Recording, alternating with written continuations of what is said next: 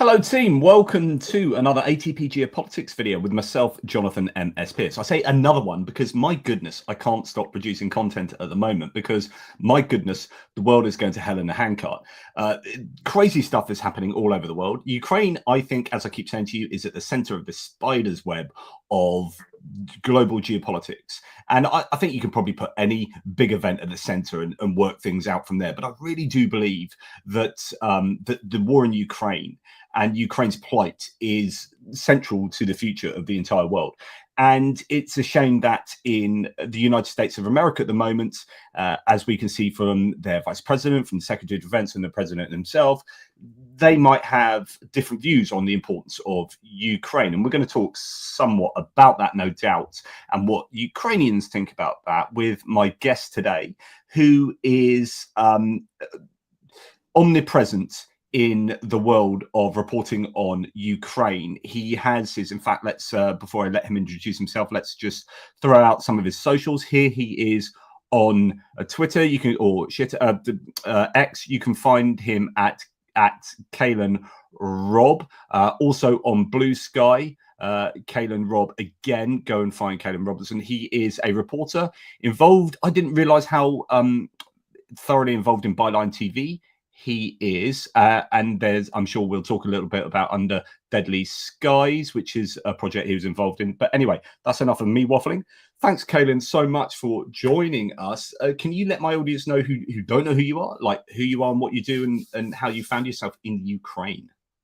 Yeah, so I am British-Irish journalist. I co-founded Byline TV, which is, it's sort of the video offshoot of Byline Times about 4.5, nearly 5 years ago. Wow. And I did that because when I graduated from school, I started just being super interested in storytelling, filmmaking, not so much journalism. I didn't know that much about politics. I got a job for the first time presenting political stuff and doing a bit of filming with some right-wing channels when I was super young, like 19, Rebel Media. We know what they are, you know, if you're familiar with right-wing politics. Did that for about 6 months, talking about free speech issues in Britain, then realized that actually right-wing politics is an absolute disaster if you want to actually I mean, how do I even explain that? It was my You were first involved time. with Tommy Robinson, weren't you? Yeah, well, he was hired by Rebel as well. I didn't really know much about him at the time because I was quite new to politics. And again, the stuff I was mainly focusing on was UK issues, stuff to do with Brexit, stuff to do with free speech. And then they hired him. I started really going along with a lot of the stuff he said about Islam and gay people. I came out when I was gay. I started believing a lot of this stuff. And then as time went by, I started realizing that they were just awful people, quite frankly. And the kind of politics I'd become involved in, the echo chamber around it, the nefarious funding around it, everything just felt really wrong. So I spent years exposing a lot of that stuff, how it works. I had an insight into it, exposing, you know, Alex Jones, who I'd worked with briefly, people at Rebel Media, and writing about how disinformation works and how the far right works as someone that briefly had an insight into it. Because I was even, you know, annoyed at myself for have been involved in it for a brief period of time. But it gave me a level of insight, a bit like how Bill Browder now talks about, you know, Putin. He worked with Putin. A lot of people who used to work in these organizations and with nefarious groups really see it from the inside, and so they're quite good at exposing it. So Peter Jukes reached out to me. He's the CEO of Byline Times, founder of that paper, and he said, we want to do a really big expose on the right, the networks, how it's funded. And I gave them all this great information. And they said, you were really good at filming, you know, you were really effective in that right-wing content. Why don't you put that to good use and do something positive with it? So that's when we started Byline TV. And Wow. yeah, it was kind of born out of that, which was really interesting. Caolan, like in the future, hopefully near distant future, can we just do a whole chat on disinformation and your experiences that you were just expressing? Yeah, well, yeah, I haven't even talked about the full extent of it and how it all works. And I'm still even putting a lot of the pieces together now, seeing some of the figures I saw now being exposed in the, you know, the Tenet media scandal and all these different tentacles of Russian influence. But a lot of it isn't surprising to me. But no, I want to write and talk a lot about it because it's super relevant now. But yeah, I mean, Brexit had just kicked in, and I was interviewing people that were farmers, Brexiteers, people that loved Farage and then saw their business in ruins. And I interviewed them and they say they regretted their vote and they were lied to. And I guess on a personal level, I've regretted being involved in the right. I felt lied to by a lot of those figures. And a lot of those films I made about people changing their political stance, people walking away from figures like Farage, regretting their vote for Brexit, were some of the biggest fundamental films for Byline TV. We made lots of documentaries traveling across the UK showing industries that believed in Brexit, but were then shattered when it kicked in. And that was super, super did powerful. Byline do a bunch of footage going down like the in Kent where there were all those long lines of lorries at the time? Was it I filmed all Byline? that. Yeah, it was just Yeah, me. was that? Yeah.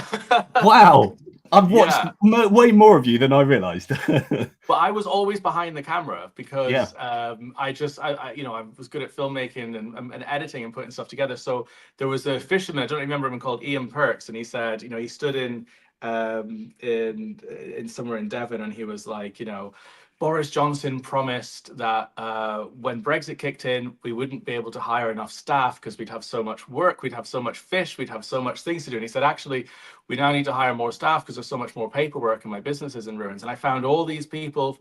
I did a big report in Port Talbot about the steelworks that closed down because of Brexit-related EU funding. And it was really impactful. And that was kind of the main stuff that I did, about 3 documentaries, 200 news reports, all the Byline TV. And then the Ukraine war started. Russia invaded Ukraine, and John Sweeney was working with Byline at the time. So he has just done a film with me. I went to Perugia with him, and we did a film called Compromat that I directed, where we were investigating Boris Johnson's links with Alexander Lebedev in the Russian mountain in Perugia. This was a very dodgy mansion that the Lebedevs owned, where they would fly high-profile people, celebrities, and looks like they get compromat on them. Just to let the audience know, Lebedev he's in the House of Lords as a peer, and he owns the Independent newspaper, and he is very much involved in UK. I guess media politics as a Russian oligarch. Sorry to interrupt. Yeah, well, this is what was so egregious. And so John calls me up and he said, Byline, I've just got an Italian intelligence report that suggests that Boris Johnson, who was then Home Secretary at the time, is compromised by the KGB. He's been to these parties. He flew out to Perugia on his own private travel, didn't take security with him, and we believe he's compromised. And so we turned that intelligence report into a documentary exposing those links and the links to Russia. That documentary came out January 2022. And then, so I started understanding Russia. We started figuring out what was happening, how it was working, what the tentacles was. I didn't know anything about Russia, really anything about propaganda to do with Russia to that extent, and nothing to do with Ukraine. And when the invasion happened 4 weeks later, John flew straight out here to the capital in Kyiv and started doing his war diaries that we know about.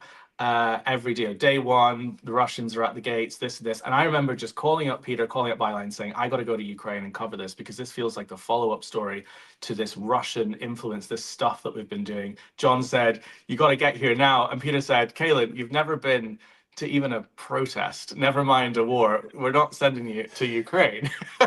So I was like, no, I really want to cover this. I think it could be really effective. So he said, we'll let you go to the border. So I get to, I think this was February 24th. I arrive at Medica, which is the border here on the Polish border. And I remember seeing waves of just humanity, of women and children pouring across the border and being absolutely astounded, and seeing Polish people from Berlin, people from France, all over the world, all over Europe, holding up posters with different city names on them in front of these refugees coming, that basically suggested, we live in this city. If you want to go to this city, jump in the car and we'll give you a place to live. And it was like the worst of humanity, because this is caused by fascism, pushing people out of their countries, but the best of humanity coming together to save them. It was unbelievable. So did reporting there, but was always really desperate to cross that border. I really wanted to come here and actually show what was going on, because a lot of our reporting was more effective than the mainstream media when I was covering Brexit, because it was brutally honest and it was really visceral,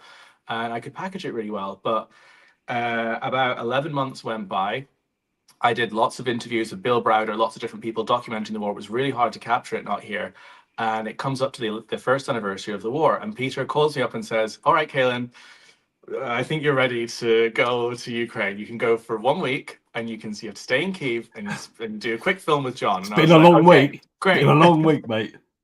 Yeah, it's been a very long week, and that is when everything changed forever. So get on the train, get here, and get off. And I wanted to visualize the fact that like 100 or 200,000 civilians and Ukrainian soldiers had been killed at this point. And so I found a stadium in Bucha that was half partially destroyed, put John in the center of it, flew a drone around it, and said, imagine just to visualize this stadium times 100 gone, wiped off the face of the earth. That's what Russia did. Who should have been sitting on this seat? Imagine there's a sports game on and everyone's cheering and it goes silent. I'm quite good at visualizing just the quantity, because it's hard with numbers.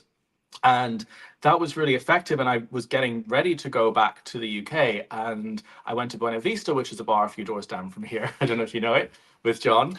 And I had it pointed out by Pierre when I was out there, but yeah.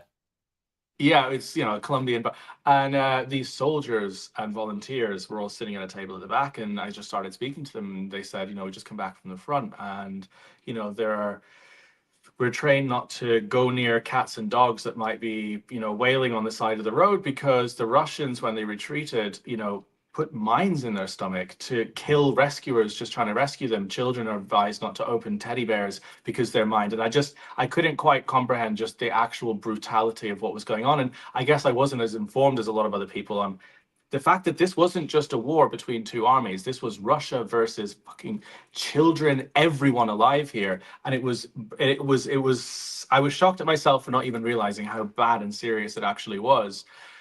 And I felt like that was a failure, maybe for the media in a lot of ways, not really showing Russian brutality, showing that there were two sides to this. But also, I was compelled to go and see that for myself and film it for myself. Well, I think the mainstream media probably did a fairly good job at the beginning of the war, talking about the horrors, and everyone got on board. But now they've forgotten to do that. And I wonder whether the mainstream media are letting down Ukraine by, and we understand that these things get normalized. People get tired, that you get fatigued of watching the same sort of thing. I don't. I'm still every single day producing videos, but I think that they are missing a trick for Ukraine at the moment. The mainstream media, and these, when there are these horrible things that still happen, whether it be, a war crime over here, like execution of Ukrainian soldiers, I think is a key one that is not being reported nearly strongly enough. I think we're missing on reminding the general public in the UK, particularly in the US, as to how horrible the Russians are, and that there is this clear moral distinction between the Ukrainians and Russians. Completely. I mean, this is what happens when it's the beginning of any conflict. All the journalists rush there. The hotels get booked up in that city, and there's an incredible amount of coverage. That's great. Fatigue happens much more quickly nowadays because we get all our information from 60-second sound bites on TikTok and Facebook, rather than actually watching full feature-length films, documentaries. We don't really read books much anymore. So society moves on, things move on. The hotels here, I could see it coming in 2023, 2024, now 2025. Less and less journalists are here. I mean, there's practically no cameras in the city center anymore, and that's also because of Gaza. But that's also because that's how things are now. It's also because there's not much money left in the mainstream media to keep people here full time. It's expensive, $20,000 a day to insure life insurance to go to the front for a journalist. So for BBC, CNN, it's insanely expensive sometimes. Kidnap, all of this. So there's a void, a huge void, and I kind of noticed that a year in, and I was like, how did I not know about the Mind children's toys? How didn't I know about the fact that they're bombing and using white phosphorus? This is the rumors that they were telling me in this bar. White phosphorus against civilians in the east in a place called Donbass. I didn't know about that, so I wanted to go and film it. So John was like, Caolan, we're not going to the Donbass. Again, you've never even been to a protest unless you've at least had a bit of something. So we can make a bunch of phone calls. Paul Conroy answers the phone. He says, oh, I'm doing a HVAC training course right now. Just to let people know who Paul Conroy is. So he is a video, he's a photographer who has been, he was with the great, what's her name, who died, unfortunately. Who died in Homs, I think it was, in Syria. And he's fantastic. In fact, I am due to interview him at some point, but he's been out in Kherson actually a lot, but I don't know where he is right now. But anyway, that's just to give people an idea of who he is. Sorry, carry on. Yeah, and I'd met Paul because I'd watched the films about him, A Private War. I was fascinated with Marie at the Frontline Club, but he answered and he said, well, I'm running a training course here with the Ukrainian military. If Caolan's up for it, it's 3 days. Let's do it tomorrow. So tomorrow we start on this course, and it's like, tourniquets, and it's all these videos training what to do with ballistic damage. There was those sort of all these sessions where they would sort of blindfold everyone, then take them off and make them run, and they'd have scenes with people, with fake blood everywhere and ambulances. It was really, really well done, but it was to simulate extreme situations of a missile aftermath or something like that. So I did that, and then we got into a car. Paul was driving, John was in the passenger seat, Zarina Zabriskie, who's a US journalist, also in Kherson, was in the back seat, and we just headed east. Never had been anywhere like this before, and that's when I realized just how close the war was to home and to Europe. I remember when I got the plane to Poland, you could see the edge of Britain. When you fly to Europe, then you can see out the window when the border of Europe is coming. And then you fly into Poland, you get the train to Kyiv, you can see the tree lines. It still looks like the British countryside. And that 7-hour drive to Kramatorsk, which is the Donbass, looked the same. And it's almost like I could remember the journey back home. And then suddenly you start seeing smokestacks, and suddenly we started driving into almost like towards Bakhmut, like a smog. It was like driving into Mordor. At night, it was like air raid sirens mixed with the sounds of wild dogs and wolves howling to match it, artillery going off and on in the distance. And it literally, and the smog was from the burning city of Bakhmut at the time, which was falling. And it was suddenly you're driving east and east and east into Europe, and then there's a line you can't cross because you'll be killed, whether you're a journalist, a volunteer, or anyone. And it felt real. It felt like watching a World War II film. And that's when I realized the first sleepless night that I had, that no reporting I had ever done before, whether it was about Brexit, propaganda, whatever it was as important as that, and capturing what we saw. And we spent the next few days just driving around Kramatorsk, driving between there and Chasiv Yar, super terrified. I remember telling Paul, please just turn the car around 5 or 6 times whenever I heard massive sounds of booms, and having him calm me down and say, Caolan, that was outgoing. That's different to incoming. And I didn't even know what that concept was. Outgoing is a sound that you hear in the air. It's basically your side firing something towards the Russians. Incoming is a sound of a thud, and you feel it through your boots. That's how John described it. And they would sort of calm me down by saying, it's going that way, it's okay. And I remember on Under Deadly Skies, actually John Sweeney talking about exactly describing what you're saying there on the film. Yeah, and we were thinking, what was interesting was it's very unusual for someone like me who's not been to somewhere like that to immediately go there and to react and to basically be surprised by all of those things, because we watch films that are made in those places, and we watch the end result, which is the heroic presenter standing on the top of a hill saying, this is Bakhmut that way, this is the front line there, this is what artillery is going off, and this is how many troops have died. But to actually show the experience of getting there and incoming and outgoing, the difference, really humanize what it is and how someone's scary it is. Shitting themselves, Yeah. like that needs to be communicated. Yeah, which is why I ended up putting it in the edit, because I actually thought that's really interesting, because it's the only way we can imagine ourselves as a viewer in America or Britain back home in a place like Ukraine is to do it through the perspective of someone that's never been here before, or a place like it. And I think that was interesting. But we spoke to soldiers who were saying, well, at night we saw something called lustra, which translates to chandelier. It's this glowing sparkle. It's quite beautiful almost, and it falls from the sky. And we investigated it. We looked for cartridges of it, and we took it to Hamish Gordon, who is a chemical weapons expert. And he said, who contributes to Ukraine the Latest podcast for the Daily Telegraph, just to let people know. But yeah, carry on. Amazing person. And he said, if you have found this, and we were on the phone to him in the car driving away from Kramatorsk, he said, you guys have found this in a village where there's no signs of military activity. That is a war crime. It's a crime against humanity. You need to capture this. You need to submit it to the ICC. And suddenly I realized that I'd gone from coming to Kyiv for a quick film in a stadium to actually finding evidence that I could submit of war crimes, which just was mind-blowing. And it shocked me that it hadn't really been done that much before. I was looking for evidence of this, and there hadn't been many reports of it, because it's hard to get to these places. It's expensive, and it's difficult to spend the time just to investigate. And one of the people we spoke to who saw the lustra said, we saw the same thing, our friends saw the same thing in a city called Kherson. While in the Donbass, I had never heard of the word Kherson. I didn't know what it was. I didn't know anything about this at this point.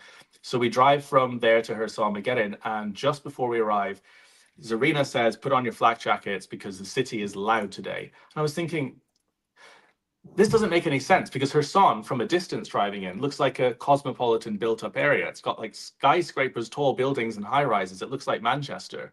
You know, in the Donbass, I was driving in, and it's fields and it's villages and towns, and it becomes more and more militarized the closer you get, and it's kind of like a classic style war zone, right? And then you get the fields where the fighting is.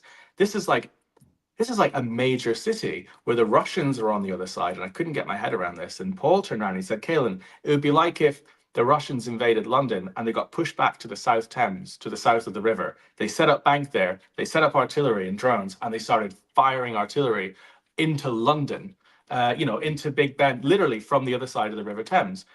And I couldn't comprehend it because, again, it's different being in a trench and having artillery going off, but being in a major city with tall buildings and skyscrapers and cafes functioning with 100,000 civilians being hit by artillery was alien to me. And it's on such an unusual place. And we got in there, and I remember just the constant booms everywhere. And just being like, what the hell is going on here? And it's a civilian city. This isn't, again, trench versus trench, town versus, this is a city filled with civilians, shop workers, people taking buses, being hit 300 times a day. And I remember the only thing that made me feel even slightly safe or normal there was Paul would say, well, if you imagine the artillery is coming in from the south of the river, all the buildings that face the river are the ones getting hit. The backs of the buildings are behind. So as soon as you're behind those buildings, you feel safe. And I was like, okay. So I just remember every single street you went to, running between the buildings and knowing that when I was on this side of the wall, that the Russians couldn't see me. And I remember at one point we drove down that main street you've got there on the map, where the P is in Kherson, XP, the main one there. We drove down, and suddenly the hill goes down, and I could see straight down, because it's kind of gridded like New York, the other side of the river. And I freaked out straight away. And Paul said, put your camera away. Don't point it, because if your lens reflects light, they'll think it's a sniper. They'll hit you straight away. They'll think you're pointing a sniper at them. This is just absolutely unreal mental things that you have to think about, right? Just to interject, I was in Kherson last February, and that was at a time, so we had to go in, we blacked out the car, we even blacked out the instruments like the dashboard and everything, the computer like console thing, and turned off all the lights. And it was not so much because we would be struck or drones, but it's like drones looking over and seeing where you're going and seeing where the guest house is that might be a place where people congregate that could be important, and then they hit that. And so we like went in completely dark, went to the guest house, but I wouldn't go there now, because the whole human safari thing, it is just, even in that time, it was dangerous then. So my room was shaking with outgoing and incoming artillery at night. It was shaking, my windows were rattling. Yep. And it was pretty scary, right? And I got into my body armor, helmet, and everything, and we went in completely dark, and everything is shuttered up. Like everything's boarded up. There's, as you drive through, every window's basically got plyboard on it. And when we went to the supermarket on the outskirts of Kherson, like you wouldn't know it was there. And then the electric doors open as someone comes out, and then this brightness erupts, and you're like, oh, there's a supermarket, right? And then you go in and you buy your stuff, and then it was shut up, and the whole place is dark. But I know that exact supermarket, yeah. Yeah, right next to a petrol station, which you can only see like a little green light on maybe one of the pumps. It's still operating petrol station, but it's completely dark. Now, that was February 2024. Now, I guess it's been completely changed even then. I mean, I wouldn't go there now. It's too dangerous for civilians. And the Russians are just playing like murder drones with old people and, well, anyone they can see. So, yeah, anyway, that's my personal anecdote. Well, did you see the film I shot there recently, the Hunted in Kherson? Yes. So that was, I remember reporting that when after you brought it out, or referencing that. Yeah. I mean, that as a reference there, the artillery was the threat then, and I remember, like you said, it was the north side walls that protected you. I mean, I couldn't stay in that city. I was so unprepared at that time. I couldn't stay in Kherson for longer than 3 hours a day. We were staying in Mykolaiv at the time and driving back and forth, because every minute was like an hour. It was like this sick pit in my stomach feeling constantly.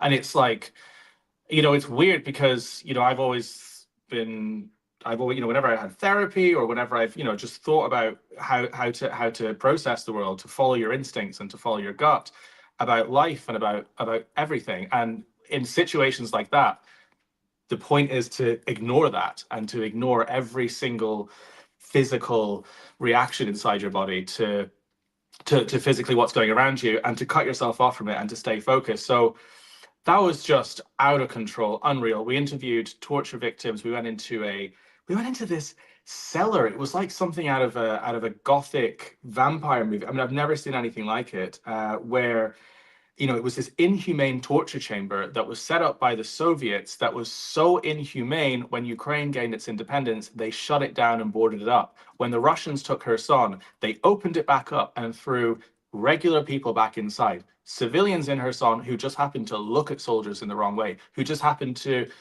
annoy them, or who had anything to do with the administration, and they tortured them in the most unimaginable way. And the way that the Russians had fled that city, I was only there a couple months after liberation, like everything was still in there. The gas masks that were used, there were cameras with still tapes in them with the evidence of it. There were still ropes everywhere. They had just fled, and so they had fled, and we Wow. were one of the first to see this crime scene. And I Yeah, remember because the smell was thick.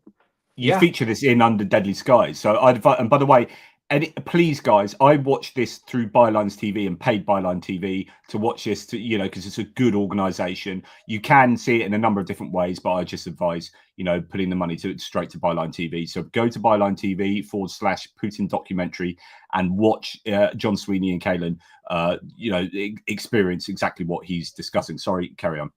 No, yeah, and I remember just the smell. It's like this thick soup of evil. It was like smoggy, wet, damp, with like human. I mean, it is like unlike anything I'd ever seen. And again, I didn't even know this existed, and I had done some prior research on Kherson, and it felt like we were one of the first people to document this. And we found torture victims in Kherson, convinced them to go back to where they were tortured for the first time, so we could gather evidence firsthand of recounting viscerally what they experienced. And I remember we interviewed Alexander, who was tortured, and he walked down the hallway all the way through the cells that he was tortured in to try and find the cell that he was tortured in. He walked into the main one, and he saw his name carved in the wall and broke down. And the sound of artillery in the background. I'd never seen anything like this, but it just felt, the only thing that kept me there was this, knowing that in that SD card in the camera was something extremely valuable. I didn't even know about it, and I wanted everyone else to hear it too. When you capture things like this, it's like hearing a bad rumor. The only way to process it is by telling somebody else. You feel slightly better about letting someone else know. It was like doing that on a bigger scale, A couple of personal questions then for you, Caolan. Have you reached a point in your life where you think, and rightly so, that you're experiencing freaking important stuff, and therefore, you've just expressed this sense that I need to let the world know about this? But is it giving you a sense of much greater purpose to your life now than maybe you'd had previously? And I know you were previously reporting, and that would have been a case of giving yourself a sense of importance as well in delivering this breaking news in whatever context it was. But now in the context of maybe war and the complete depravity that you have experienced, and the threat and the seriousness of this to global geopolitics, do you have a sense of increased purpose?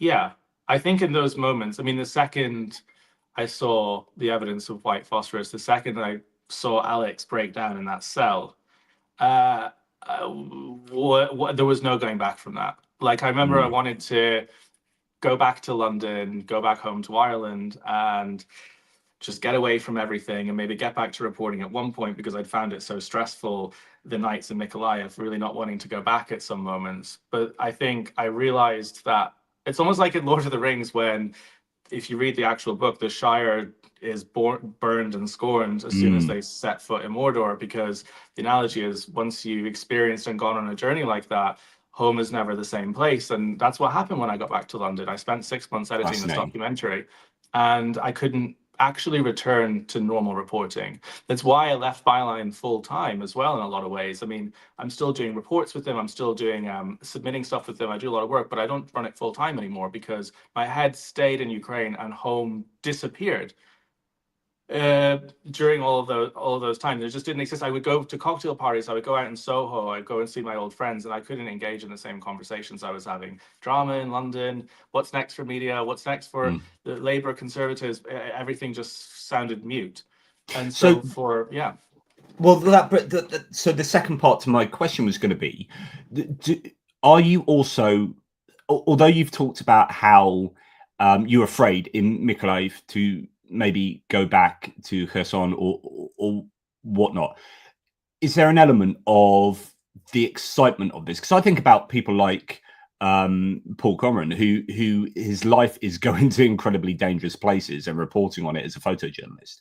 Like, do you have a sense of also there's an exhilaration, a dangerous pull to these places and to doing the work you are doing?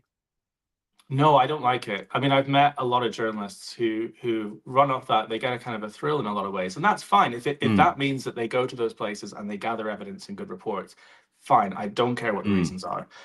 But I don't like going to these places. Like, going to Kursk was absolutely horrendous, terrifying. It wasn't this cool thing. Going to the east, and I am going back to Kherson in a few weeks. I hate it. It's like there's no sleep. It's like the pit in my stomach constantly. And the longer I spend in those places, the longer it takes to recover. I always find for a week it takes in Kherson, it takes me a week, if not more, to be able to even edit it when I come back. And, you know, honestly, when I got back from Kursk and I went to the Donbass on my last trip, I was literally drinking every day for a week. That was my way of coping with it. And then I had to stop myself. I was like, now I'm sober completely. I don't drink at all, but I was just like absolutely mentally effed. And I don't like it, but there aren't people there reporting it enough. When I went back to Kherson, I was one of the only journalists there really doing an in-depth film into the human safari. And in the weeks after my film got 2 million views, the mainstream media sent, the Wall Street Journal was there was loads of other organizations there, and the people that I had interviewed in my film, the World Aid Runners, said that those reporters specifically had referenced my film. They said that we'd seen a documentary called Hunted in Kherson, and they'd seen it trend because it was trending #1. So it pushed the mainstream media to report on Kherson, so it was worth it. And it feels good to do that, but I hate going to those places. I can't sleep, and I think it's genuinely bad for your mental health. Sarah asks, could you ask Caolan how does he manage to maintain good mental health after seeing so much destruction and misery, and also threat to yourself as well? I mean, try my best to surround myself around good people in Kyiv. I'm dating someone in Kyiv now who's really lovely. There's a girl called Audrey who I went to Syria with that lives on this street as well, who's grounded in reality. Is that Audrey from United 24 or a different Audrey? Yeah, from Nashville. She's really good. And I'm going to be interviewing her soon. But anyway, carry on. Oh, good. I just have a small network of people that are grounded in reality and that are good. And, you know, one thing I really made a big mistake with when I first came here was surrounding myself just with soldiers and people and volunteers who are in it all the time and who are traumatized all the time. And that can be a spiral. That can make it feel like the entire world is just over all the time. Yeah. And it's too omnipresent. And I've realized that I need to have a sense of normality and separation here. And for the first time, I just went to Ireland. I just went on a break and spent 7 days in a cottage with a fire by the roaring wild Atlantic Sea on the Wild Atlantic Way in Western Ireland to reset and and I went to pubs where, you know, there was live music and Irish music playing and people laughing and drinking Guinness and just joking with everyone. I was playing board games. I wasn't talking about the war.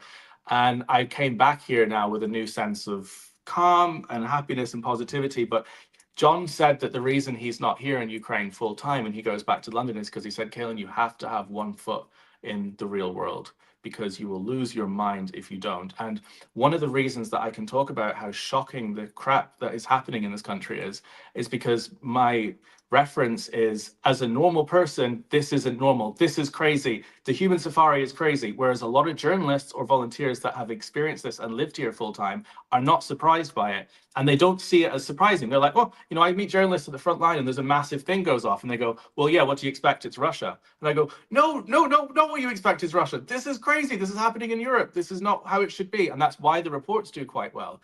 But that requires being grounded in like Britain and Ireland and normal reality and having normal friends to experience these things as an outsider that isn't sort of war Yeah, ingrained. that's so important, because that goes back to what you're saying about Under Deadly Skies, which is experiencing that as a newbie, if you like. So Yeah. because it's about empathy with your audience. So if your audience uh, can't see them put themselves in your shoes, that intersubjectivity, you know, if you're an experienced war reporter, then I'm watching this as a rando back in the UK or America or wherever, then like you're living a different life than I'm living. But if you're Caolan Robertson, who's just kind of fresh faced and got one foot in London, just back from London, oh my goodness, I've experienced this, then I'm living your experiences through your own, you know, vicariously through you. And then and then to say, so you need to keep that fresh for your audience by keeping a foot back in there, not normalizing the destruction and horrors of Ukraine, and then reliving it anew, sadly enough, as often as possible, in order to communicate that to your audience. You've literally put it, and I haven't really thought about it in this much detail, but that is what's happening, because a lot of the war correspondents, again, that live here are hard and tough. A lot of them are ex-military, you know, and it's really about being like, yeah, I'm not fazed by anything. And it's like, great, that means you can film what's going on. But most people would be fazed by this. And the experience that I had in Kherson, and I think the reason Kherson was so big and got all those views was because it was me with a phone sitting there being like, there are constant explosions, like reacting to it in fear, genuinely, and just filming the experience. It's not performative. And that is unusual. No. Yeah, because I remember when you were reporting when, were you in Odessa? Was it Odessa? When the Greek Prime Minister was there, or was it, no, it was when Starmer, no, it was when Starmer was in, oh, when was it, where there were it was in Kiev, actually. You were in Kiev, yeah. And they were actually trying to attack during a time when Zelensky was meeting with someone. Do you remember? Yeah, this was 2 foot in front of me. I filmed that video. Yeah, this was here. They yeah, this was crazy. And I was like, what the hell is going on? I mean, you could see Keir Starmer here. I just live next to Square, and you could see the entourage. You could see all these kind of new kind of media people and his team that had never really been to Ukraine before. And I was interested in kind of how they would respond to it, because I know a few of them.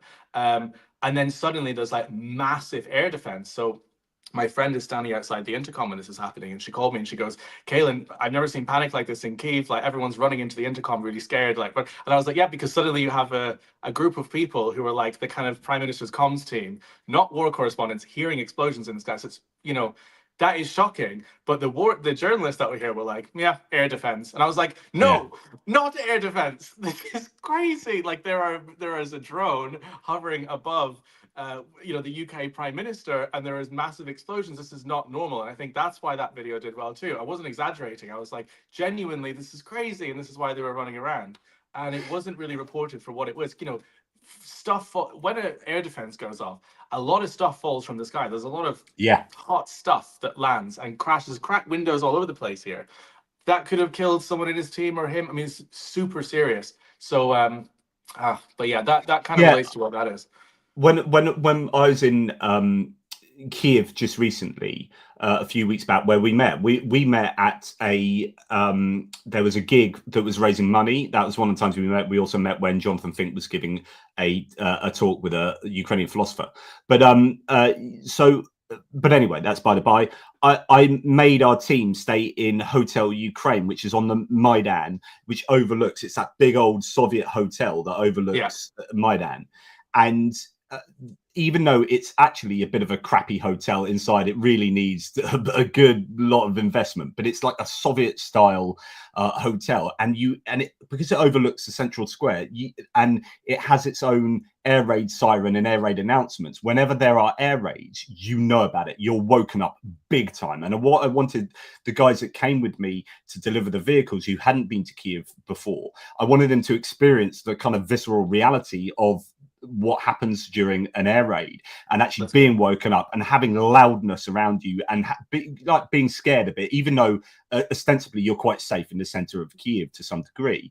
But you know, you see the searchlights going off, and one of the nights there was some anti-aircraft fire going on as well as the air raid sirens, and it's like, yeah, so we experienced that, and then we went to Dreams Hostel or whatever, and you know, experienced a different experience. But you know, I think you know, if you are like you were saying about Starmer's entourage, if you're visiting Kiev, and I think they know that, the Ukrainians know that, and so when there are air raid sirens of like famous with famous politicians there, like that's good. That's like, this is the reality of life in Kiev, and you need to experience that so you can take back that fear back to your country and explain to your populations what's going on and act accordingly. Yeah, absolutely. I mean, I meet people all the time that get here for the first time who run inside, when they hear air raid sirens, and who didn't really feel or know the extent of the war. And I think it's a helpful thing. But again, it's nothing compared to going to the east and hearing, incoming and outgoing. It's nothing worse than like compared to that. I mean, my threshold has gone way down now. I mean, air alerts go on, things go off. I don't get that physical fright anymore. That's something that I've become sensitized to, which is helpful. Actually, it helps in war zones to be able to hold a camera steady, right? So that's like a good thing. But I think the biggest, to finish on the Kherson stuff, I think the craziest difference was just how much things have changed. When we were in Kherson in 2023, the threat was artillery coming in like that, and you could protect yourself by having an office or by standing somewhere north of the city. In June last year, the Russians pulled out a map and they drew the entire city of Kherson as the red zone. The red zone means everyone is off limits. And they started using drones to hunt everyone alive. And I remember reading reports that they were getting initiatives to do this for cash, right? It was like $50 for a car, $20 if you hit someone wearing like a coat or something like this. It was all these different initiatives for killing civilians and killing aid workers. And I remember just thinking, this is like Kherson in 2010 times a million, because there is nowhere to hide. Even in my apartment, which was right in the center, they can fly a drone into your window and they can send another one straight back inside. And it's like being naked in a way I've never experienced. And in that film, I was on the phone to my mom like a moron, because I'm again, like, people criticize me for this film, but I stand by this criticism, because I went there on my own on a bus because Zarina said they're hunting civilians here. And I didn't know just how serious it was. And I didn't know that the Russians could like intercept UK SIM cards and things like this, right? I'm completely in Ukraine funded just by like 100 people on Patreon. I don't have like Teams security, nothing like this. It's just me and a camera. So get on a bus there, which by the way, no one does. That bus leaves at 4 p.m. There's no buses coming back out. You're stuck in the city. You're trapped in the city.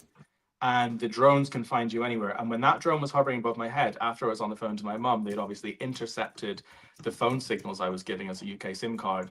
It was like the feeling of knowing that someone is looking at you just a few meters above your head and is trying to drop something to blow you up is unlike anything I've ever felt in my whole life. It's like a new type of just cyber fear of just like futurism, evil futurism. I don't know, dehumanization in war. At least in traditional war, you're pointing a gun, who you're pointing it at. There's an enemy on the other side. And before you pull that trigger, this is like someone with a computer and goggles at the other side of the river, not knowing who I am, about to hit drop. Like, there's nothing like that I can describe, and that is mental.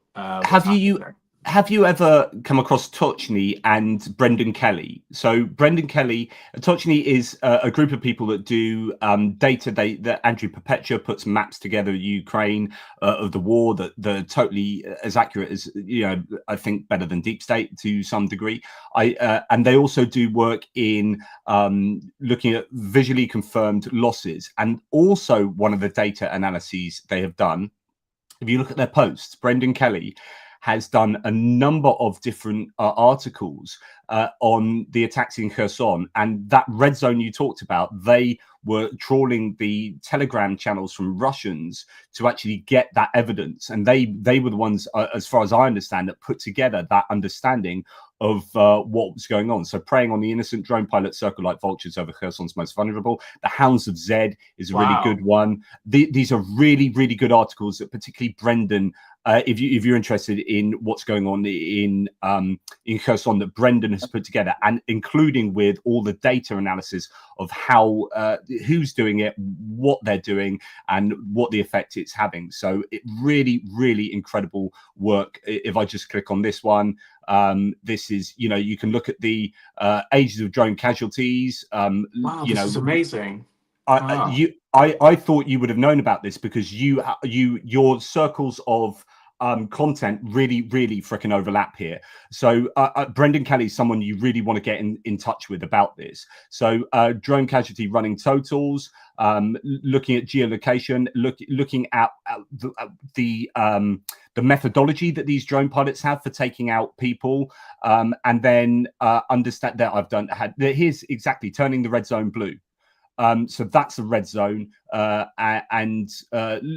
anyway, loads and loads of stuff that you'll be absolutely freaking fascinated in, and then looking at what they're doing and why they're doing it, and the theories that the theories, and also the evidence from translating a lot of these Russian Telegram channels that are the people actually doing this.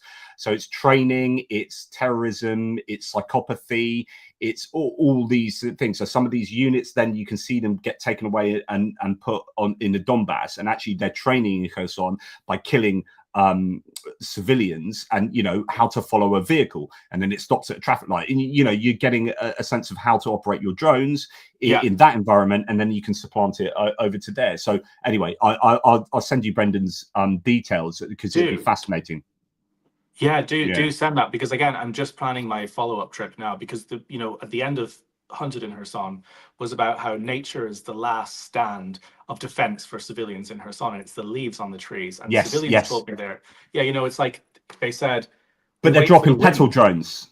But they're dropping petal drones that look like the leaves as well. But anyway, sorry. Yeah, it's just absolutely insane. Well, no, and they said we wait for the wind to start or the rain to start before we go out and get our shopping. And I thought, geez, in London, we wait for the rain to stop and the wind to stop before we go out. In Kherson, they wait for it to start, because Mother Nature is the only defense to this. And the leaves on the trees is what we're protecting everyone. I mean, I went between each tree cover to get away from that drone, and it worked. And now I'm looking outside right now in Ukraine. There are no leaves on the trees. And apparently, I've just had some calls from Kherson in the last few days. It has become significantly worse. There's nowhere to hide. And so I'm going to do a follow-up film called When the Leaves Fell. And because this is the first time for Kherson. This is the first. So there hasn't been a winter without leaves with this drone threat. So this is new. And I want to see how that's affecting people there. But this site is super helpful for looking. But yeah, I mean, there's nothing. It's very unusual, and I think Kherson is going to be ground zero for a city that's looked back on for decades to come as when drone warfare really was ignited in the brutal way it has been. It's not just in trenches again; it's like against a civilian city population, and I don't know how people survive there. I mean, really, it's just unbelievable.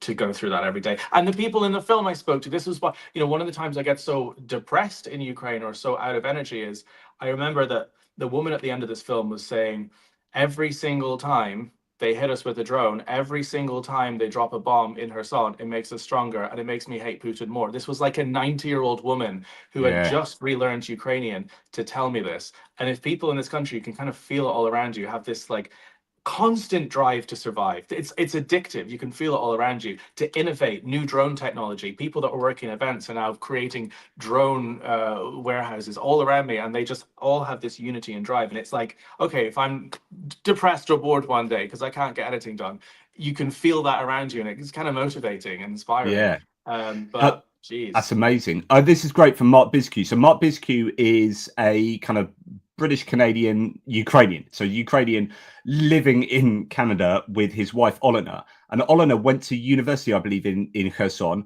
I went to visit her parents when I was out there in February 2024, who live up the Inulets River, fairly close to Sinarivka.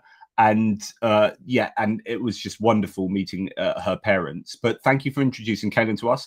This is a great interview, and we will be devouring everything he's produced. Please pass along our love. Also, it should be illegal to be that good looking. I'm talking about you, JP. Nice one, mate. We know that's not true, but thank you, Mark, for trying to make me feel. Trying to make me feel better about my my haggard face. Thanks, Mark, and Olena, for all your support, and anything about Kherson is particularly meaningful to them. It's sad. I know Olena feels very emotional about the kind of activities that are taking place in Kherson, because it is murderous psychopathy that is taking place. But here we are, an hour, or no, 50 minutes into talking, and I haven't even got to my question number one, really. Oh, yeah. Which is brilliant. Okay. I mean, I love these free-flowing conversations, and that's how it should be. Just before we actually get on to talking about the kind of peace, because I think this is actually more meaningful for people, the real experiences you are having inside Ukraine. Like, we can talk about analyzing the peace process or the peace plans in the US, and that, you know, anyone could talk about that, I guess. Although I want to talk to you about what Ukrainians might be thinking.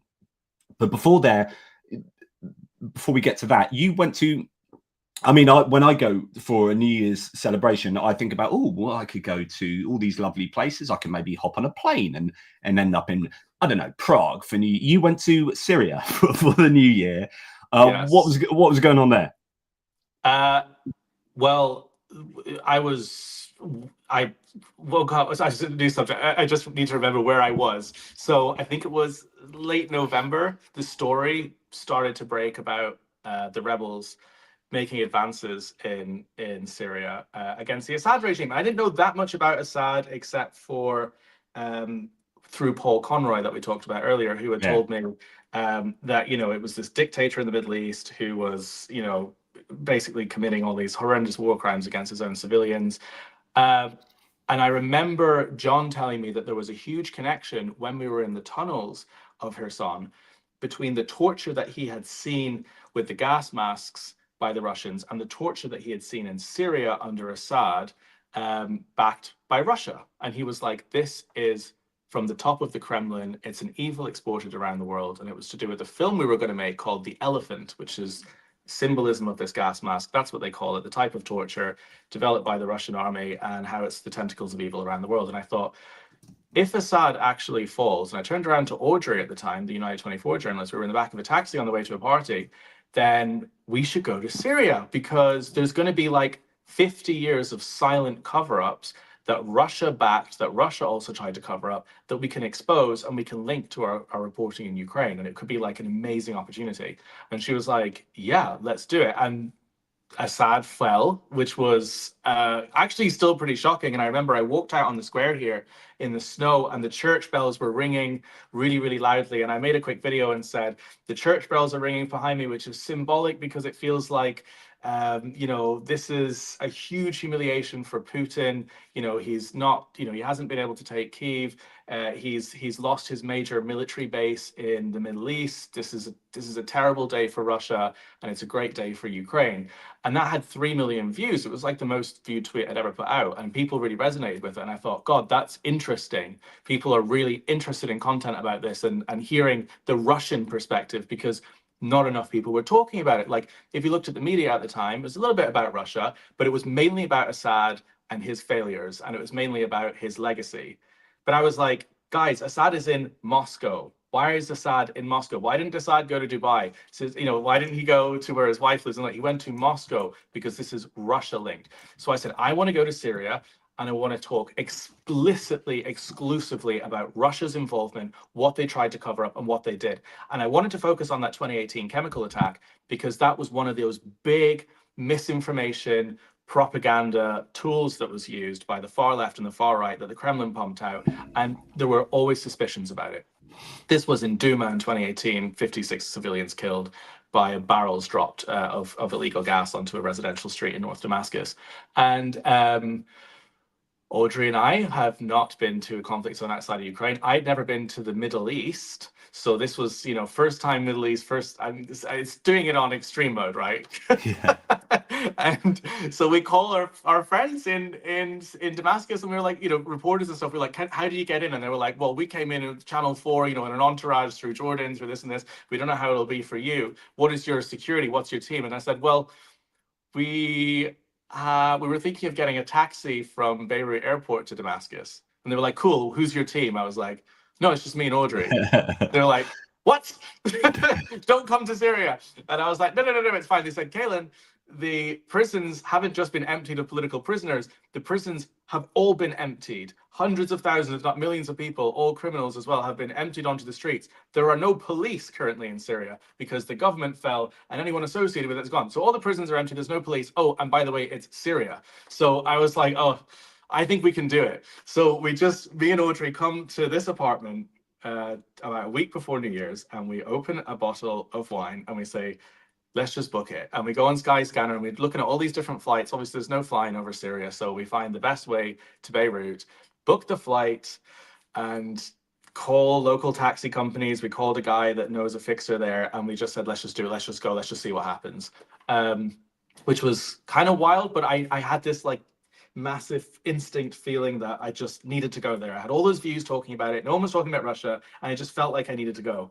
And we get the train to Vienna, the usual massive trip, get on a plane to Istanbul, go from Istanbul to Beirut. And as we get closer, it's like the news in Istanbul airport lounge was like more and more about Assad. It was more and more about the Middle East. We get to Beirut and everyone's talking about Assad. You can feel it getting closer. And we go into this taxi and we cross over these snowy mountains to get into Syria. I didn't know it was snow. You have to get snowy mountains to get to Syria. It was like going through Narnia or something, through another universe. It's bizarre. And this driver is saying, oh, I don't know why you're going to Syria right now. This is mad. And also, you can't drive a Lebanon car into Syria. You can't drive a Syrian car into Lebanon. So we're like, oh, for God's sake. So we have to like get off at the border and then just walk for ages through this no man's land of like, after we leave Beirut, they're just like, they like stamped our passport in Lebanon. They're like, good luck. We don't even know where you're going. And there's all these posters of Assad writ down everywhere. And this is New Year's Eve. And we really want to get to Damascus for New Year's Eve because I wanted to make a video saying, Syria has been liberated from Russian influence for the first time in decades. And in 2026 for New Year's Eve, I want to be standing in the center of Kyiv with fireworks the same way, celebrating Ukraine's liberation from Russia. It's possible one day. Dictators can fall and good things happen when they do, and we should stop being so afraid of it. I wanted to make that point. So we get to the blown out checkpoint. There's like no one there. It's chaos because all the government workers fled, right? Because they worked for Assad. So there's no one to man the checkpoint. So there's like kind of a makeshift militia there. They're like scanning documents. Suddenly they say no one can come in. There's all these cars. There's thousands of cars driving in with like everything they own from Lebanon and from the rest of the Middle East, all trying to get through as well, trying to get to Damascus for New Year's, trying to return home because it's safe for the first time. And then fights start breaking out. There's like absolute mayhem. We just end up giving loads of cash to one of the border people and we just drive straight through. No stamp on the passport. Just absolutely ridiculous. So there's 4 hours to go until New Year's Eve. So we get into like another local taxi, a Syrian one, drives us into Damascus. And we have like 2 hours to go before New Year's. And I'm like, oh my God, we're going to make it. We're going to be able to do this video. And the one that you're showing me there, we finally get to the city center. And I literally I'm going through all these crowds of people. There are guys with ISIS badges on their patches. Audrey has no time to like hide her hair. So she's like, what's the situation here? How do we behave? How do we act? But everyone was just kind of jubilated. It was kind of a good environment. It was very, very strange. And I remember the AK-47 started to be fired into the air. Gunshots started to go off. Fireworks started. And I climb onto this ex-police Assad police force car with all the windows smashed and just get out my phone and film that video you've just shown and said, the celebrations in the streets of Damascus, newly liberated Syria. And I started asking people what they thought about Ukraine. And they were like, we didn't hear about Ukraine before, but now Ukraine's the best. Ukraine's the best because they know what Russian evil is. And Ukraine had just sent them grain. So they were all like happy to be there for Ukraine. It was an incredible moment. And that video got, 800K and people really liked, it was a great message. And then I woke up the next morning, the adrenaline wore off and I was like, why the hell am I in Syria? Like, when you go on holiday for the first time, you wake up and you don't know where you are. You're like, what bed is this? I'm like, so that was not great. And then I'm a gay guy in Syria, and goodness knows what's going on there. I've got a blonde woman with me from United 24, American, that's probably not equipped to be in Syria as well. Like this is okay. It's a bit nuts now. Yeah, no, pretty much. And then I went up to Audrey's room and I was like, what are we doing here? And she was like, I don't know. Like, this was just all a rush. Like, we didn't really properly think. So the fixer that we met, Ali, was like, guys, look, the problem is there are still Russians everywhere here, right? That we didn't have a proper time to. There are still Russians all over the place. But the main threat to you guys is that there are Assad loyalist people that were complicit in the crimes that Assad carried out, the crimes that you're investigating, that don't want them to come out. And those are the people that can come after you. So we need to change hotels every day. We need to be moving around this and this and this. And I said, great, but take us to Duma. We want to go to Duma and we want to find these victims. So he takes us to the street. where this happened. And we have to get through 4 different checkpoints between Damascus and Duma, which is about an hour drive, that were all abandoned. And I said, why would there be checkpoints between, this is like checkpoints between London and Luton. Like, why would there be checkpoints? And they said, Caolan, I don't think you realize how prison-like Syria was to control information. You couldn't go from town to town unless you had official business. People from Duma couldn't go to Damascus. People from Damascus couldn't go to the other suburbs. Everyone was contained to control information. Internet was blocked. You'd be thrown in prison if you were trading dollars. It was a prison. So we go through these checkpoints. And I realized that we're one of the first people to go to this place, not just from Damascus, but from America and as Western journalists. And people are shocked to see us in this town. This is a conservative Islamic town. It's very, it's not like Damascus. Damascus is quite liberal. This is a very traditional part of Damascus, and it's a little bit more threatening, especially if you look like Audrey. People are really giving looks. It's quite scary. But we arrive at the street where the attack happened, and immediately this guy comes steaming out, and he's like shouting at the car. He's like, journalists, journalists, journalists, go away, go away, go away. And I'm getting really scared. And the fixer says, Caolan, it's fine, we'll calm him down. He just doesn't like journalists. And I was like, why doesn't he like journalists? And then he calms him down. He takes us into his house. He shows us his phone. He's lost his wife and 3 daughters in that gas attack. And he said, I'm sorry for overreacting. When the guys told me you're Americans and British, I couldn't believe my ears. The only journalists that have come here were Russian journalists, Russia Today. And they took me to like a camp and forced me to lie, forced me to give false statements, filmed me endlessly saying my wife never even existed, my children never even existed, and I had never seen the gas attack. And that's why he hates journalists. And then he just started crying and outpouring, telling us all of this, and then he called everyone he knew, the people that testified at the Hague, the people that said that the gas attack never happened, 7 of the other witnesses who had either lost people, been doctors, or involved in it, who had given those statements to Russia Today, congregated them all on the street, and every single one of them gave us witness testimony saying they were flown to Moscow, interrogated by Russian authorities, then flown to The Hague, forced to write false statements, forced to lie, said that they would kill them or kill their family members if they ever deviated from this, or told them what they just told us. And we were like, this is one of the biggest stories ever. The Pentagon had accused Assad of perhaps doing this, but no one could really get evidence. And yet Tulsi Gabbard is now in charge of is now director of national intelligence, and she sucked up all of that Russian propaganda. She believed it all. She went and visited Assad unilaterally. It's just absolutely insane what's going on. It was insane. And it was terrifying for them to tell us this, because we sat down with one of the main people who was at The Hague, who was one of the doctors, and he said, the next day, he said, I could be killed for telling you this. And we said, okay, well, we can do everything we can to try and conceal your identity. And said, no, I don't want my identity concealed. I want it for me to say it, and I want the world to see me saying it, because it was my face they used in their propaganda, and I want the world to know that Russia did this to us. It wasn't even our own people. They were more angry at Russia because they said at least Assad, it was a civilian. They saw it as a bit of a civilian conflict. It was different sects of Islam, but it was their own people in a civil war. They saw Russia coming in as a hostile neighborhood and bombing their own people, backed by Assad, and they found that even more egregious. So they hate Russia. It's one thing that's very similar to Ukraine. Both countries are nice to be in because they hate Russians.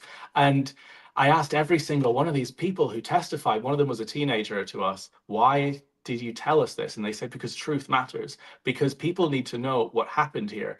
And I compared it to the testimony of Alexander, who told me in the tunnels of Kherson how he was tortured and how he wanted the world to know what happened here. And it felt like suddenly Russia isn't just this evil in Ukraine, it's evil everywhere on the planet. I'm hearing this in the dusty desert towns of the Middle East, the same testimonies I'm hearing in the Donbass. And that's why it's all the more galling that and sorry to make this overtly political, but when you hear Trump, Vance, Hegseth, none of them as representatives of the United States, as the most powerful people in the world, none of them criticize Russia. None of them have once held Russia culpable for the things that you talk about. There's no, say what you like about the Biden administration, but Biden said he's a murderous dictator, he's a Yeah. pure thug, right? That is absolute. That's what I want to hear, which is a clear moral evaluation of who these people are. And yet we are not getting that from the United States at the moment. And I think that is absolutely egregious. It's despicable because there is categorical evidence. I mean, the United States, the UN sent a delegation in 2018. They were fired upon by Assad forces and forced to leave. But the United States knew what Russia was doing. They know what Russia is doing. And now they're basically shaking Putin's hand and congratulating him for all of this and saying, you can continue doing this. You're being rewarded for what you did in Ukraine. You're being rewarded for what you did in Syria. We're actually going to start our negotiations talking to you. It's just absolutely sick. It's like selling not just the West down the river, but it's selling humanity down the river.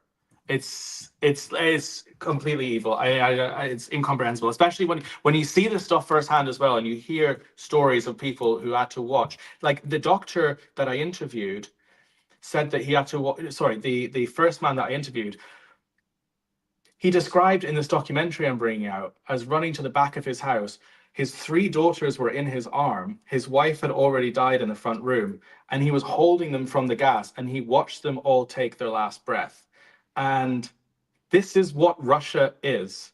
And for America to knowingly cover it up for Tulsi Gabbard, to shill for Assad, when all of them know about these atrocities, is difficult to contain, especially when I heard it from his mouth. And especially when you hear these stories more and more, it's hard not to become hysterical. And then actually no one will take me seriously if I start losing my mind with this. So I'll just rant about it later. But I mean, geez, it's like, it's just so evil. But this is why we went there. This is why we documented it. We called up Hamish, Gibret and Gordon as soon as we got these interviews. And we said, Hamish, you were in charge of NATO's chemical weapons response during the 2018 chemical attack.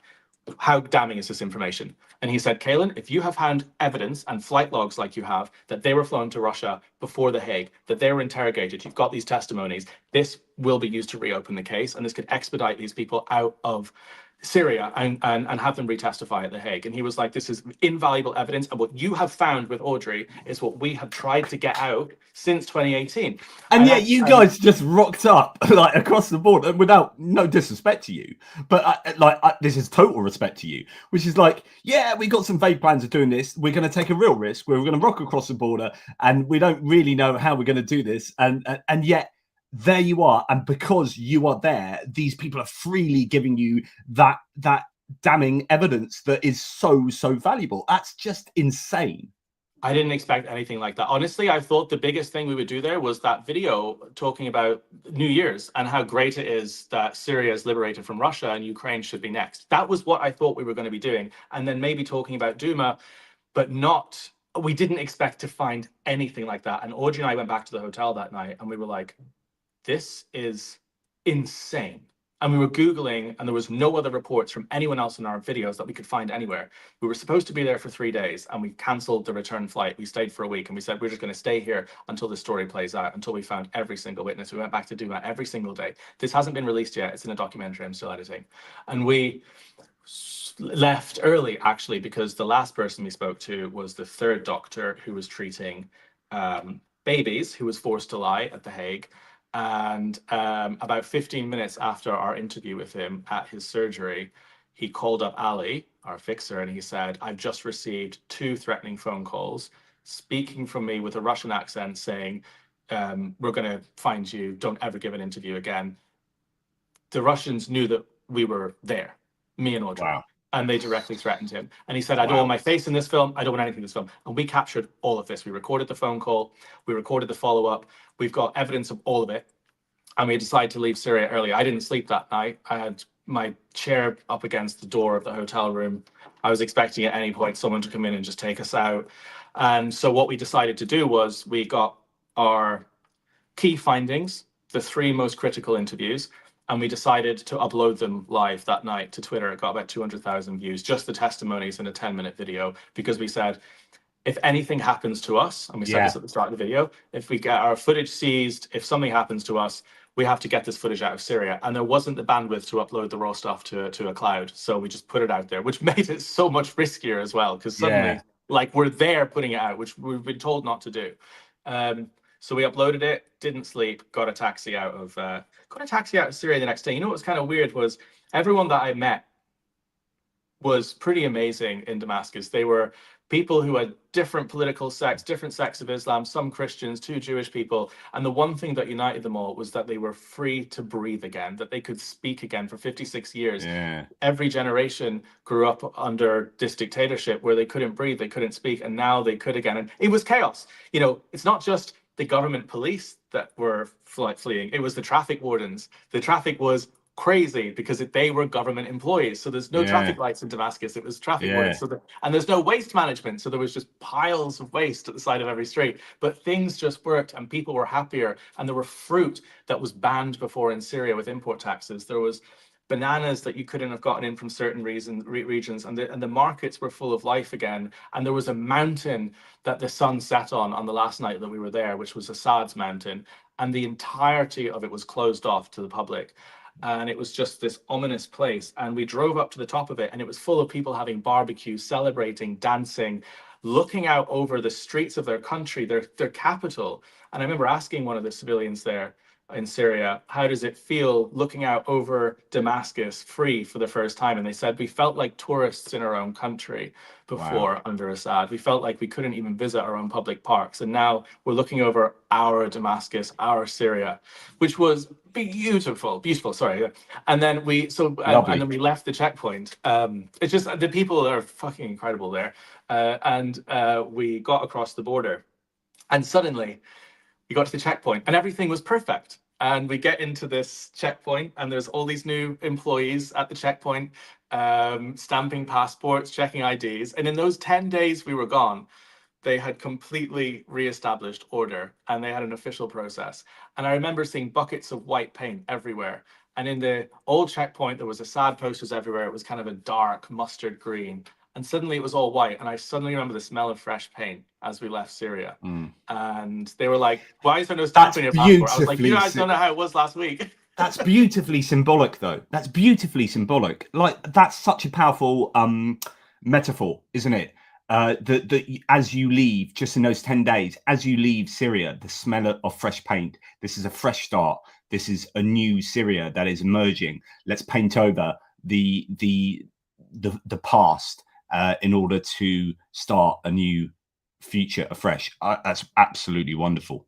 That's what it was. I remember it was, you know, when the fresh paint sticks in your nose as well, right? At the top. It takes a few hours to go. It was driving away back over the snowy mountain. It felt like it wasn't a real place, but it was just all this horror, all these bravery of people telling the truth, dancing at night, everything we experienced, and then just leaving with the smell of fresh paint and hope for a new Syria that can survive. It was just... And let's hope. I mean, because there's so much that can still go wrong, of course, and the Russians still haven't been fully kind of ejected.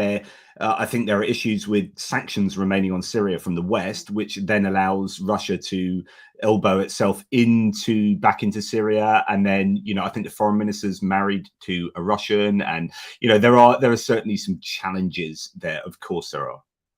Yeah, it's difficult. There's still Russian influence there. When we were in the press office, I was trying to meet with HTS, with the government, and they'd given me permission, but then they all went on a trip to Saudi Arabia to do a conference. But there was a woman who was walking through the halls of this kind of administrative building, and my friend translated, was one of the big Russia television hosts, like one of the most famous ones, like really evil kind of propagandists. And she just sits down next to us, and me and Audrey just start laughing and joking out loud about going to Kherson and how much of a shithole it was. And she was just getting so angry, and I was like, there's nothing they can do. That is so cool. It was really funny. Love it. Yeah.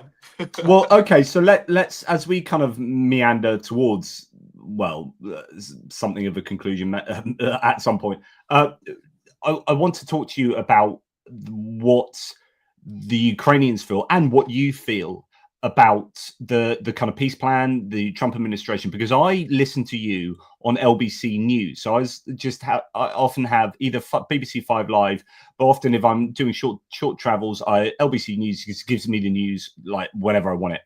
And you were on there, and you were on there for quite a long time. They actually played a pretty long interview with LBC and you about and this is just, I think it must be before Trump had that bilateral conversation with Putin above Zelensky's head. And you were quite upbeat about Trump taking over, and actually people on the ground in Ukraine were strangely, quite upbeat about the potential for Trump making a difference. But I think a week has been an awful long time, because since that interview, I wonder whether you've changed your opinion, because Trump has said some really, I think, bad things for Ukraine. Yeah. And I think there's complete confusion in terms of a foreign policy approach to Ukraine, and pretty much to everything in the world, actually, from the American Secretary of State through to the Department of Defense. You've got Hegseth, you've got the Vice President. Vance came over last night and gave a speech in the Munich Security Conference that went down like a lead balloon. Nobody liked it at all, full stop. And now we're at a position where it looks like Europe might have to take on supporting Ukraine, and eschew the United States, and Ukraine might have to forget about the United States to some degree, although Zelensky's saying we can't do this without the United States. So there are all these elements going on, and confusion, but also I think clearly to me, and I'll before you go, I'll leave you with this, before you say your piece. I don't think anyone at the top of the United States administration gives one shit about Ukraine from a personal, emotional, political, and moral point of view. And you hear that JD Vance's, the team around JD Vance, Michael Wise was interviewed on the Bulwark last night, and it was a really bloody good interview. And one thing that Michael Wise said is that people don't realize the team around JD Vance, his own personal team, are really, really horrible people. And when people were worried about, what might happen, I forget what he was saying, that there were some people like, oh, it's not going to be too bad, blah, blah, blah. But we need to worry about JD Vance and who his team are, because they are deeply, deeply anti-Ukrainian. And when you go and then see JD Vance give his speech last night, you start understanding that the people around him are so deeply anti-Ukrainian, then there's no wonder that he was attacking Europe and not attacking Russia. So anyway, with all of that in mind, what do you now feel about the situation with peace plans in the US, and can you gather what the average Ukrainian might be thinking as well? Yeah, I mean, I remember running up to the election, warning as much as possible about the dangers of Trump, and that is what everyone was doing in Ukraine to an extent. Was never pro-Trump and really was deeply concerned. But when he was elected, there was a feeling on the ground, and I did a video about this on the day of the results, where Ukrainians just went, okay, the terrible thing has happened. We're not going to spend months and years crying about it and being destitute and super upset about it. We're going to try and make the best out of a bad situation. And that's kind of the Ukrainian attitude in a lot of ways. That's what they've had to do since 2014, is just continue fighting on. And so I reflected that in a lot of ways. I said it's bleak, it's miserable, but in Ukraine, a lot of people feel like, okay, if it's Republicans we have to work with, it's Republicans we have to work with. We'll just and I started doing a bit of content basically saying, dear Republicans, Ukraine holds your values. It's traditional, it's Christian, it's European. They hold family values. It's much more than Russia. Christmas. Yeah, absolutely. And I started emphasizing all of that and saying, if we're going to work with Republicans, let's bring them to Ukraine and let's get them excited about Ukraine. And I would emphasize that Russia is a communist state. The USSR never really fell, it just changed, and that they despise freedom, they despise everything that Republicans should love and hold dear, and those are the enemy of the West and the enemy of America. So that was what my content switched to in a lot of ways, was that.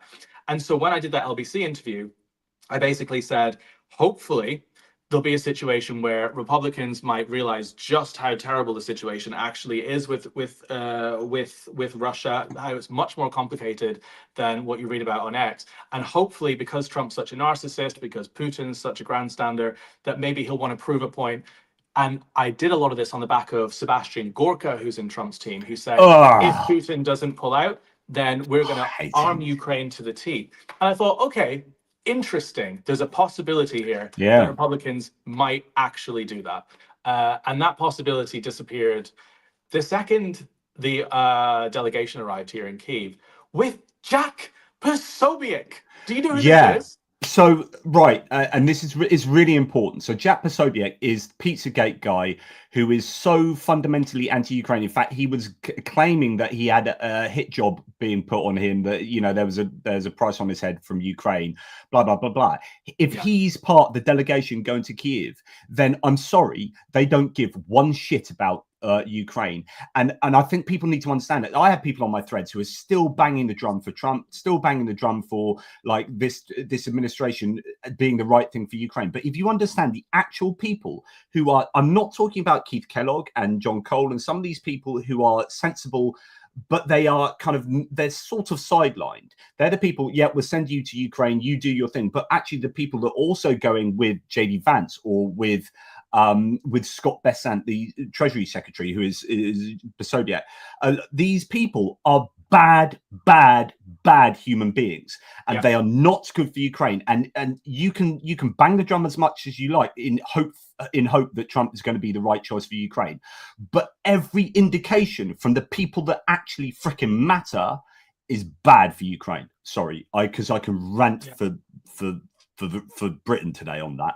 Yeah, this was the moment I realized that 10% chance of hope of Trump actually doing something was gone. Because I know who Jack Posobiec is, because he was my co-presenter. I was at Rebel and he was a presenter as well. Oh, really?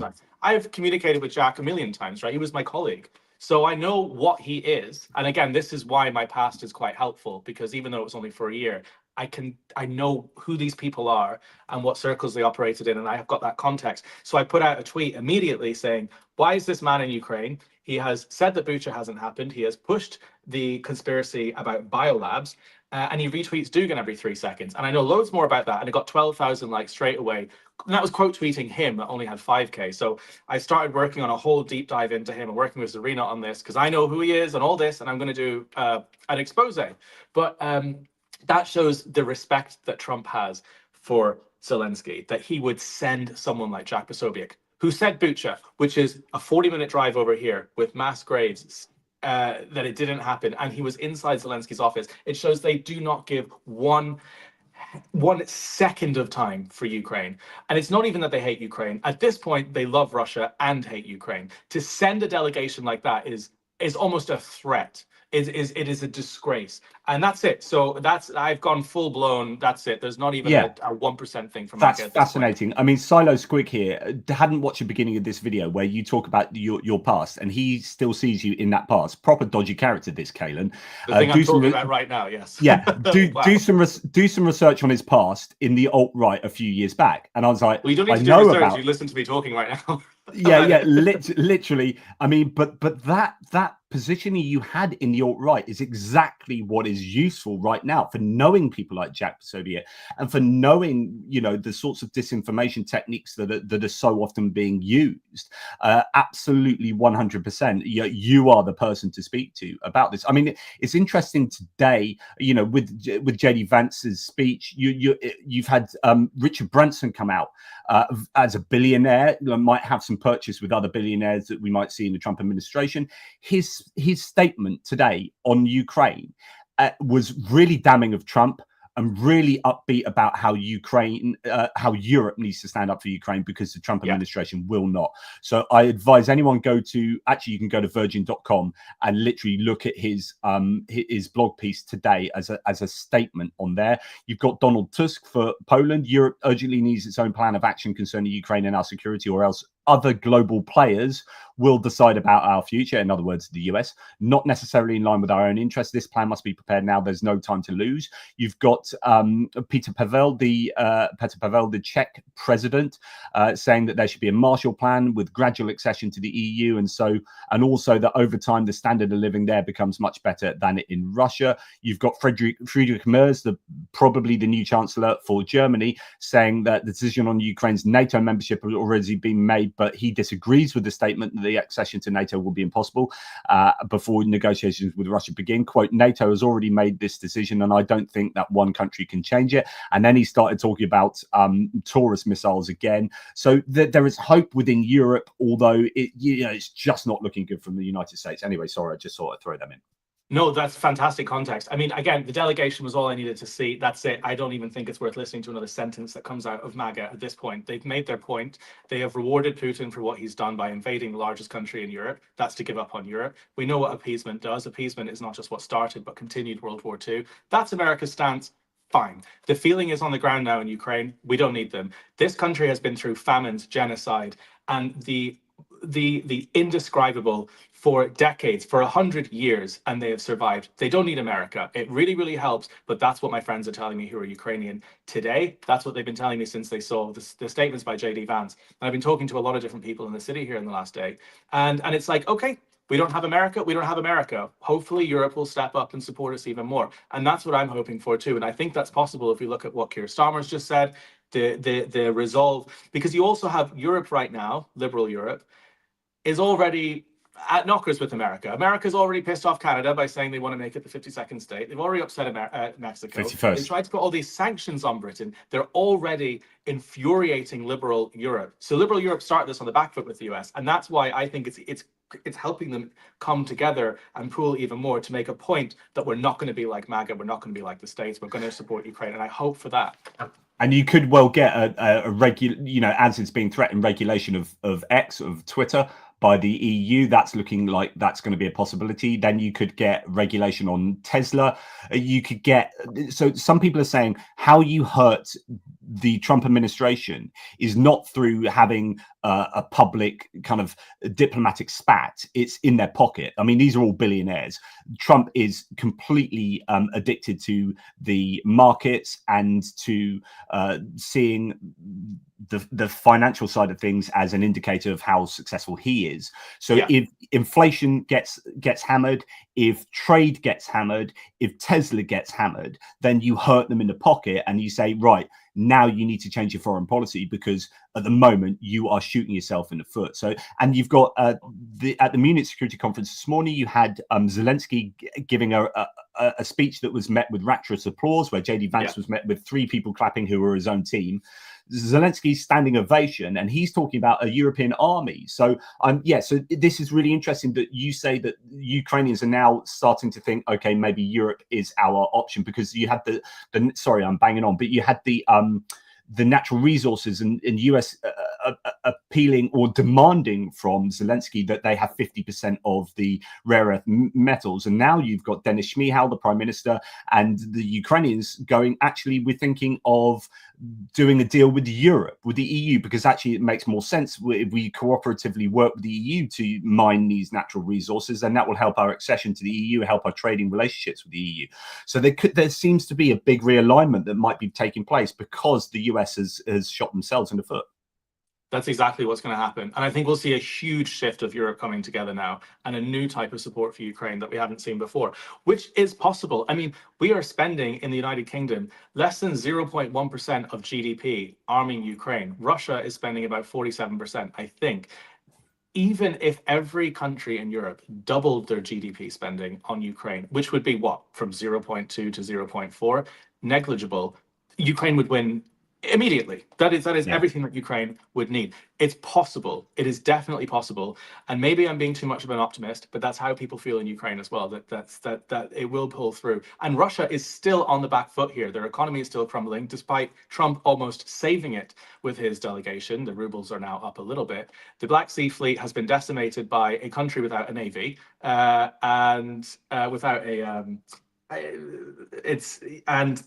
they're struggling to recruit. They're losing 1,500 soldiers a day. They're still on the back foot. They're still struggling. And if Europe steps up now, it will work. But propaganda is about to go through the roof, because this is now Russia is going to be pumping out disinformation to try and convince Europe that it's a waste of money, that you'll be hearing a lot of fake news, like they've been doing on a light level, about you'll be seeing this. Arena's been investigating this as well. Homeless people on the streets when Zelensky's driving around in a nice car. You'll see a lot more stories like this, a lot more propaganda like this coming out, because now it's going to come to spending and support. And that's the next battle. This war is really going to go to a new level in terms of politics and propaganda. Who did you say has been investigating this? I'm going to be contacting an investigative reporter who's been working on disinformation. I've got her card here.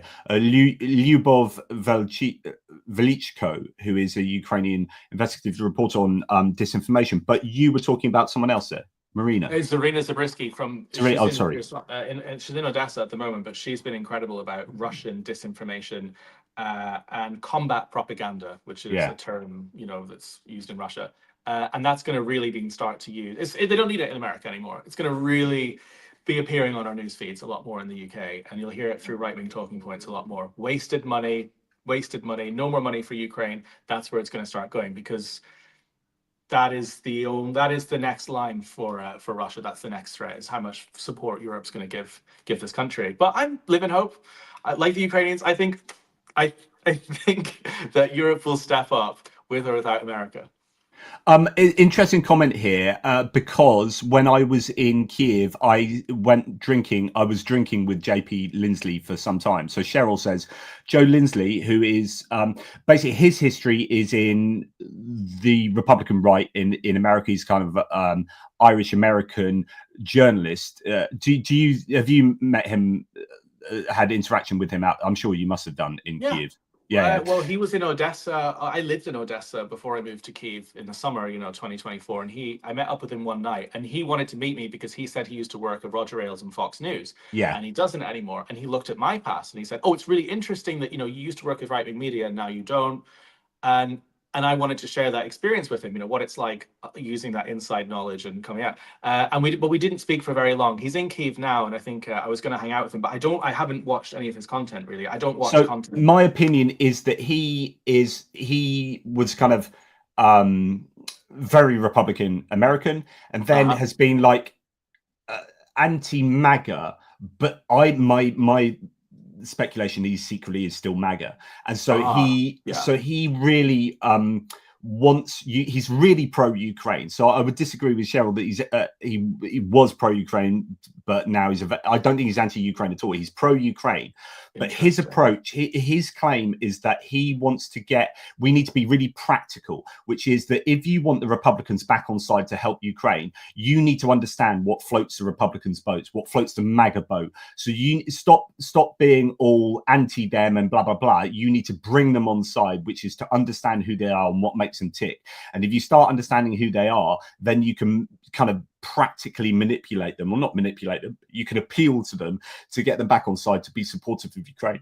And he talks about how there are these 3 areas that you need to work on in order to get MAGA back on side. So but anyway, we had some long drinks. I should get him on to speak, but he's not everyone's cup of tea, because he comes from that kind of that whole ecosystem, which would be interesting for you, having been there yourself. Yeah, well, I fully left that. I don't have any foot in that. I mean, the only reason to have appealed a bit to MAGA around Christmas time was when Trump was inaugurated, was to try and convince them that it's worth. But there is no convincing them now. I mean, I don't think there is any excuse or reason ever after this delegation to be pro-MAGA, because MAGA have made up their decision. They have not just gone against Ukraine, they have completely insulted Ukraine, abandoned it, and been pro-Russia, and called Putin first. There is nothing to be said to MAGA at this point. I will never say another line. Okay, this is really interesting. So we'll kind of finish on this idea then. So Caolan, you've kind of said this already. Do Ukrainians really feel like bridges have been burnt then over this last week? I think so. Yeah, the people that I've spoken to who aren't just in media, the hairdresser that I spoke to, people that I just know in the city that I go for drinks with in the last 24 hours, have basically written off the United States in its entirety, not just MAGA. They've said, right, that's basically in our world. It no longer exists in terms of helping Ukraine and fixing Ukraine. They're doing whatever they're doing. We're going to focus on ourselves, fighting this war ourselves like they have been, and with Europe. There's no, it's over in that sense. And it wasn't like that before. It wasn't like that before this delegation. The Vance speech, the fact he called Putin first, it's over. That's it. There's Ukraine, which is a shame, because actually Ukraine was one of the most pro-America countries in Europe, one of America's best allies, mineral rich, great opportunity, great ally. And they did this. They betrayed them like this. It's so sad. People are so disappointed.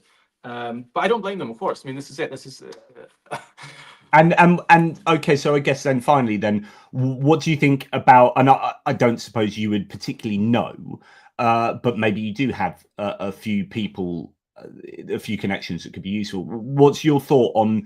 Because I think this is a really difficult path for Zelensky to navigate. Because on the one hand, he's going to want to psychologically and intuitively say, well, screw you, US, screw you, Trump, screw you, Hegseth, screw you, Vance. You can take your MAGA and you can shove it up your ass, right?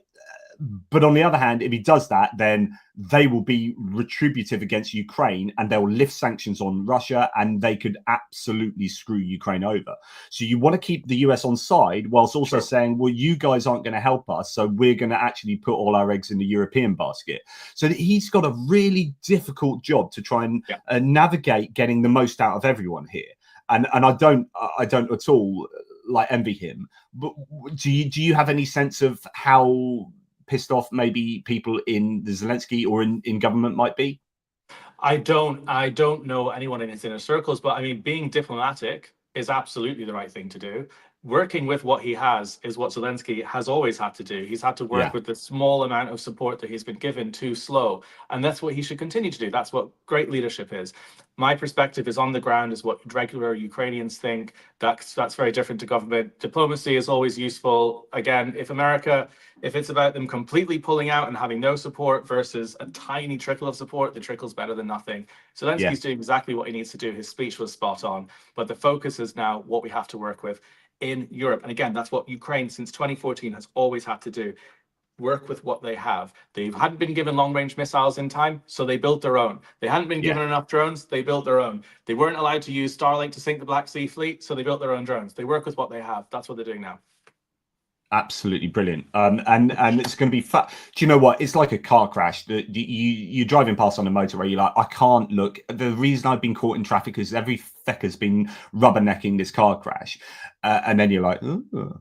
And like, that's what I feel about American politics at the moment. It's like, I really shouldn't be obsessed. Like they need to just jettison the American politics off and forget about it for some time. But then I'm like totally obsessed because it's compulsive viewing and they're eating themselves. And politically, like the latest we're hearing from the US is they are ignoring the court. So the Trump administration seems to be saying, actually, rules and norms don't matter at all. The law doesn't matter. We are becoming the dictatorship, the autocracy that the Ukrainians are trying to fight against. And there's this weird irony that the US was kind of a beacon of democracy that Ukraine wanted to become, but actually now the US is going down a path that is more Russian than it is Ukrainian or European. So Ukrainians are just going to have to shift their idea of what a beacon is, and I guess look towards Europe as being that beacon of democracy. Yeah, absolutely. No, that's it. That's how it's going to be. I think I've basically said everything I think about it. Yeah. Well, look, let me just do a few thanks, if I may, Caolan, because people have been very kindly supporting the channel. Great conversation. Many thanks from Javier Alvarez. I really appreciate that, mate. So Richard Bennett, again, with his 5 ATP Geopolitics memberships. That's totally cool. Antonio Otterson, I refuse letting P-hole scare me. Roll for victory. Absolutely. Thank you also to Aussie Rob, gifting 20 ATP Geopolitics memberships. That's absolutely insane. Thank you. Kevin Forster as well, such a great supporter of the channel. This is really, really kind, Kevin. Richard Demi, save Doris. That's a private joke amongst the team. I always use Doris as an analogy, as an example. She's my fake next door neighbor, but she always gets a crap beaten out of her by a thug because she's like Ukraine in all my analogies. So save Doris, hashtag free Doris. Richard Bennett, thanks so much. Really kind. Johnny Christensen, thanks, mate, for a super sticker. And indeed, Rick from the Netherlands, really, really awesome. Thanks, JP and Caolan. Very interesting conversation, says Aussie T. Again, Mark Biscu, thank you so much for your support always. Really, really cool. So kind of you. And yeah, again, Aussie Rob as well. Thanks for that, mate. Really, really appreciate your kindness. Now, Caolan is on Patreon. The Patreon link has been flashed up a number of times by people in the live chat. I've put his Linktree link in the description description below. If you have, I did that while Caolan was talking, so it won't be on many of your description to the video. If you want to refresh and help out Caolan, because he, I presume, is doing this mainly by Patreon and support from private supporters, and he does such incredible work, so please help him out as much as possible. Caolan, I've really enjoyed this conversation, mate. It just, honestly, it's so revealing, and there's so much more. I could speak to you for like 6 hours easily, but I need to go to the toilet, and you've got things to do. So that's my multiple sclerosis getting the most of me. But look, mate, first of all, can we do this again? Of course. Awesome. So much to talk about. Second of all, what are your final words, and where can people find you the best? Just type my name in anywhere, to Twitter, Instagram, whatever it is, Caolan, and then you can find my reports there. And in the meantime, I'm just going to be editing the Syria documentary. And again, yeah, if you want to check out my Patreon, I literally quit my full-time job to do this, and it just pays bills, and I still want to travel more and do it. So if you want to contribute, I do live streams every week, and that could be really cool. But it's just Patreon that pays for everything. But it's I'm super grateful that people have supported it already, and it's meant that I can do all this reporting. So it's good. It's good. Yeah, please find them out, guys, and help him. Great guest, absolutely. And as Tim Van Morgan says, a fantastic video, guys. I had no idea the extent of Russian involvement in the torture of the Syrians, and that's why it's so important that Caolan comes on to obviously to channels like this, but gets his work out there, because it is about understanding the extent of the horrors of what Russia have done, both in Ukraine and indeed in Syria. And I think it sounds like his Syrian documentary will be fascinating viewing. Anyway, final words from you, Caolan. Thank you for having me. Moving stuff, mate. Incredible, forceful. No, I really appreciate it, mate. Stay on the line, and we'll say our goodbyes. But in the meantime, to the team watching, really appreciate all of you. You are absolutely fantastic humans. Thanks for your support, and please help out Caolan as well. Take care, and I will speak to you soon.